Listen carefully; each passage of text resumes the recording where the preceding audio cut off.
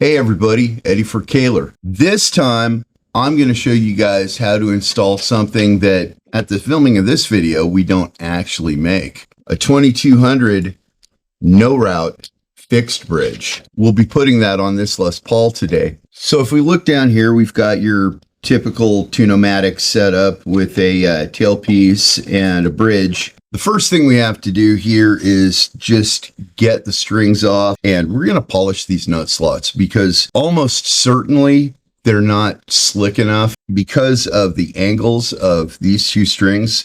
This one in particular has a hard time staying in tune. That's going to mean this guitar is going to have a massive advantage when it's got these fine tuners on it. So let's get these strings off, shall we?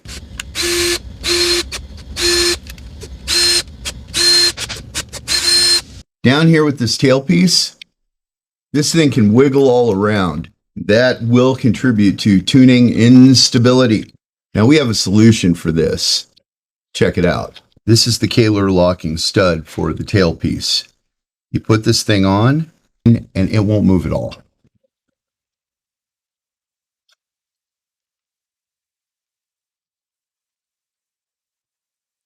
So an 1/8 inch will fit inside this thing, inside, and raise and lower the stud.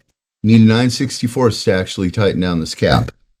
Now that we've got these locking studs on here, this thing isn't going to move at all. Now with this fancy bridge, you obviously do not need these posts right here. You just got this flat spot for it to rest on.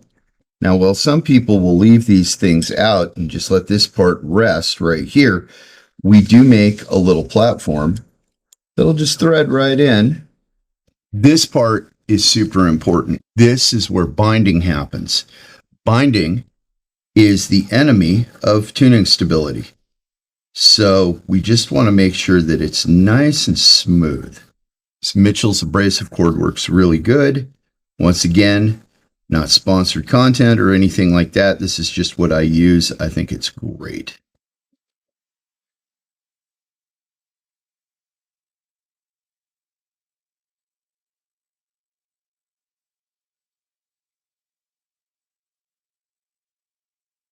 You might be saying to yourself, well, how much is enough? When you don't feel it grabbing anymore, when it feels like it's just sliding nice and easy, that's when it's enough. Now, I have no idea what kind of material this nut is made out of. I'm hoping that it's good, especially because Les Pauls have a crazy angle with the string break and they have a crazy angle with the headstock. So this nut already has a lot going against it. So we're just going to hope that it's something that'll work really well. So let's get a little nut lube in here. After polishing it, polish your nut and then lube your nut. And your nut should be so slick. I'm going to be forever known as Slick Nuts.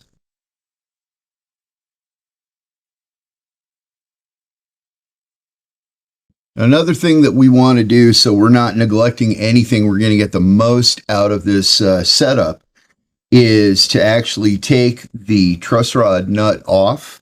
And what we're going to do is just kind of lube up the threads and the bearing surface a little. There are a couple different alternatives. Petroleum jelly or Vaseline is a pretty good one. Got this thing on. I'm threading it back on here.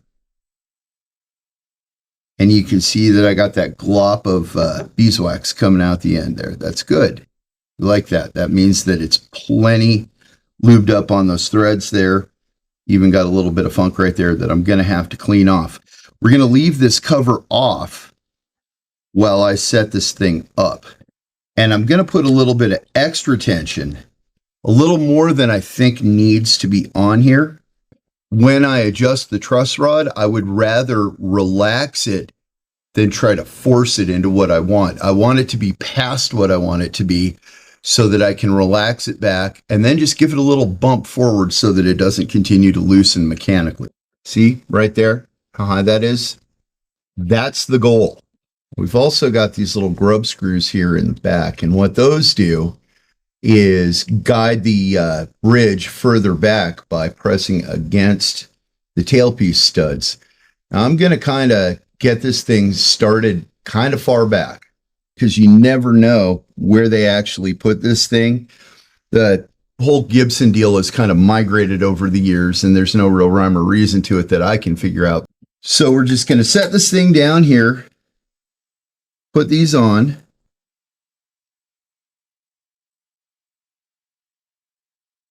Something that I do, drives Gary Kahler nuts, is I will take out these fine tuners. I just find it's easier when doing a setup. All these are sliding, so that means none of them are locked down. So what I'm going to do is just kind of jack them all up to where I think they're going to need to be. Now, it's always better to go a little too far, because then you can relax it, and that puts a lot less stress on your instrument. Now that it's time to string this thing up, it couldn't be any easier, because it's got this Kahler fixed bridge and also the locking tuners. The best way I've found to do it is to push this string through your locking tuner first and come down here, get it in the string hook. I'm just going to pull that through here, tighten that down, and I will be tuning it with no wraps whatsoever. Once we get that thing strung up in there, then it is time to put this fine tuner back in. What we want to do is we want to try to split that pole piece with the string as much as possible. And we can do that with the Kahler. It's really cool that we can. So this one right here is good. So I'll just get down there. Of course I moved it. Get there with that little 50 thousandths. Tighten it up. Out she comes. Get down there. I'll get the wrench in there and then put the roller back in the string. That way you've got a lot of good control.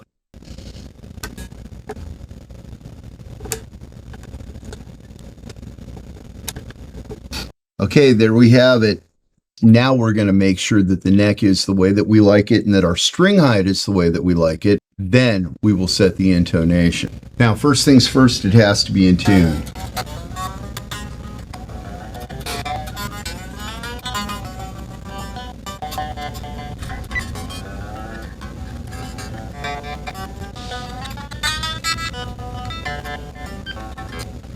Okay, so we're not spot on here, but that's okay, because all we need is just the proper tension.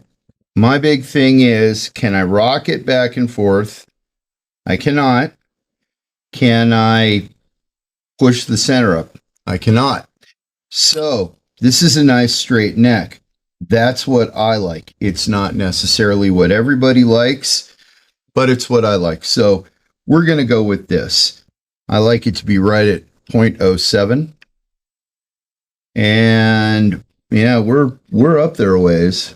Now, if we follow that same 0.07 the entire way, what'll happen is we will naturally just follow the radius.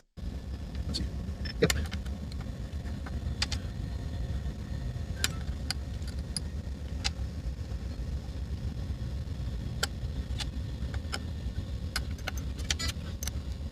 So now we'll recheck this. 07, 07, 07, 07.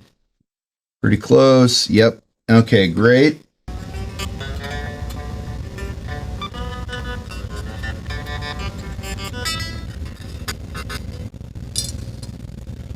All right. The strings are all stretched. Everything's looking pretty good.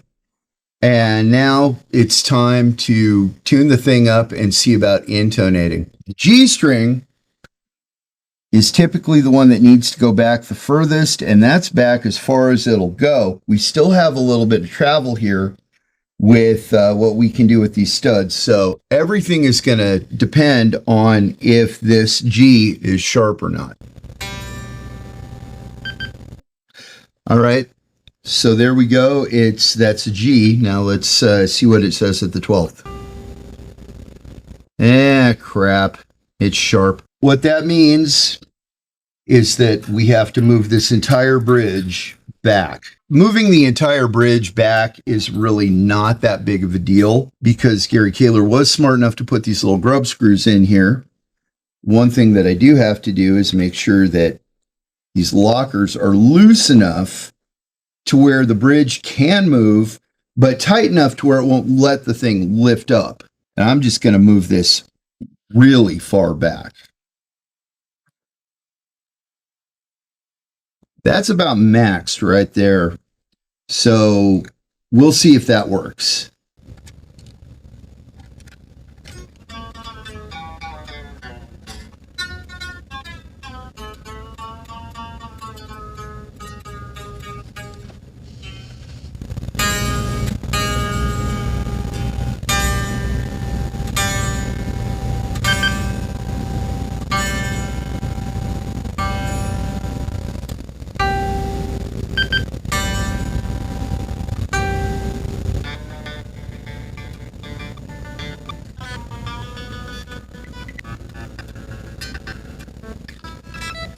The E is a little sharp, but I have a little bit of movement.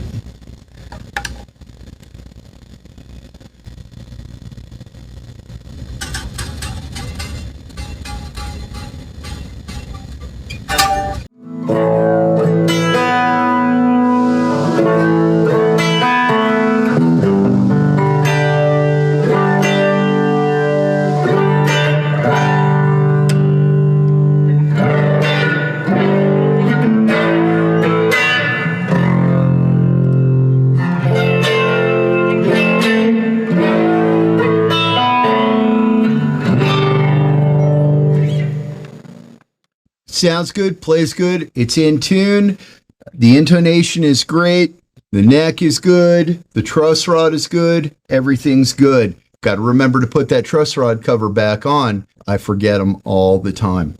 With needing to have the bridge brought all the way back with those grub screws down here, that's not as deep of an issue for this, the non-route. And this is the very first one of these that I put on.